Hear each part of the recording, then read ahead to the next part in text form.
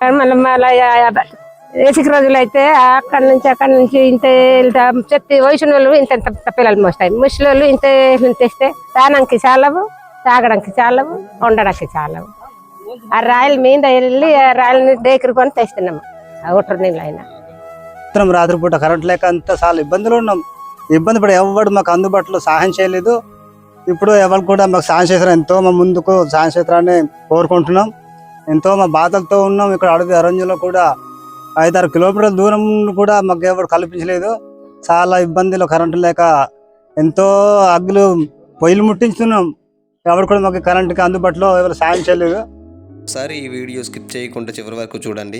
మా channel subscribe చేయండి, like చేయండి అని చెప్పట్లేదు, కానీ ఈ వీడియో మీకు అందుబాటులో ఉన్న గ్రూప్స్కి అయితే షేర్ చేయండి. మీరు షేర్ చేయడం వలన వాళ్ళకి త్రాగునీరు అందించిన వారు అవుతారు. విషయంలోనికి వస్తే అల్లూరు సీతారామరాజు జిల్లా అనంతగిరి మండలం మంగళగుడ్డిపేట అనే ఒక చిన్న గ్రామం. ఈ గ్రామంలో 15 కుటుంబాలు అడవిలో ఒక కొండపైన జీవిస్తున్నాయి. అడవిపైన ఉన్న భూమి సాగు చేసుకుంటూ జీవనం సాగిస్తున్నారు. కానీ వాళ్ళకి త్రాగడానికి నీరు లేదు. ఒక కొండపై నుంచి పడుతున్న నీరుని పైపు ద్వారా తీసుకొని జీవనం సాగిస్తున్నారు. ఈ సమస్య ఎవరికి చెప్పుకోవాలో తెలియదు, ఎవరిని అడగాలో తెలియదు. నీరు లేని సమయంలో 1-2 కిలోమీటర్లు నడుచుకుంటూ వెళ్ళి తెచ్చుకుంటున్నారు.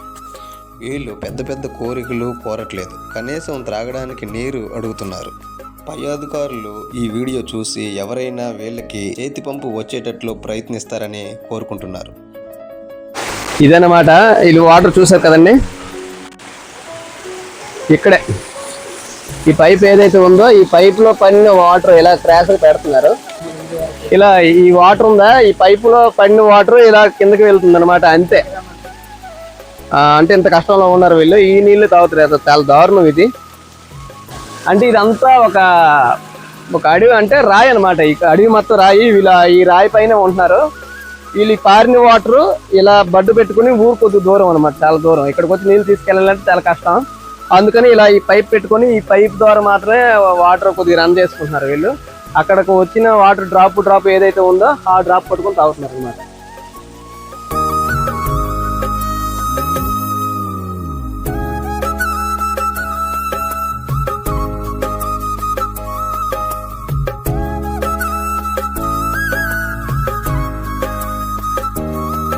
ఇదే ఇలా వాటర్ ఇక్కడికి వస్తుంది. ఇలా వచ్చిన వాటర్ని ఇలా తాగుతారన్నమాట.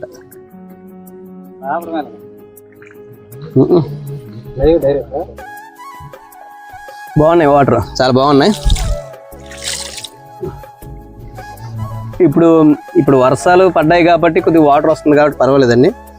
ఇలా వర్షాలు పడకపోతే అది అక్కడ వాటర్ ఆగిపోతుంది అన్నమాట. ఆగిపోతే ఇక్కడ వాటర్ ఇలా రాదు. మళ్ళీ ఎక్కడో కొద్దిగా కిందకి వెళ్ళి 2 కిలోమీటర్లు నడుచుకుంటా వెళ్ళి అక్కడికి వెళ్ళి తెచ్చుకోవాలి వీళ్ళు నీళ్ళు. మరి అంతకుమించి ఏం లేదు. ఈ నెల రోజుల వరకు అయితే పర్వాలేదు.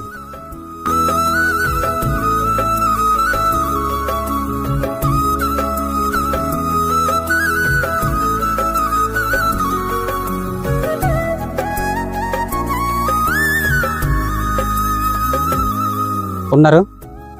మరి వీళ్ళకి వర్షాకాలం అయితే ఇబ్బంది లేదు, కానీ ఎండాకాలం అయితే చాలా ఇబ్బంది. వాటర్ తాగాలంటే అయినా చాలా ఊటలు తాగిన వల్ల చాలా జబ్బులు జారులు కూడా వస్తున్నాయి. దానివల్ల చాలా ఇబ్బంది పడిపోతున్నారు. మరి ఎండాకాలం అయితే వాటర్ సమస్య అయితే చాలా ఇబ్బంది. ఎక్కడో చాలా దూరంలో 2-3 కిలోమీటర్లు వెళ్ళి తీసుకొస్తున్నారు వాటర్. ఈ వర్ష రోజులు అయితే ఆ పైపు ద్వారా నీళ్లు పడుతున్నారు అన్నమాట. ఇక్కడ ఉన్న వాళ్ళకి కరెంటు కూడా లేదు. మరి వీడియో ద్వారా చూసిన వాళ్ళు ఎవరైనా ముందుకు వచ్చి కల్పిస్తారని మేము కోరుకుంటున్నాం.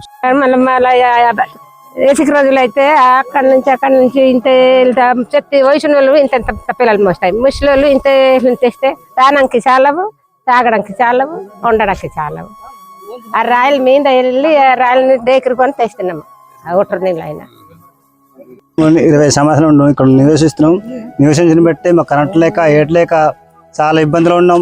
ఎన్నోసార్లు ఆసుపత్రిలో కూడా పాములు జర్లు అన్నీ వస్తున్నాయి.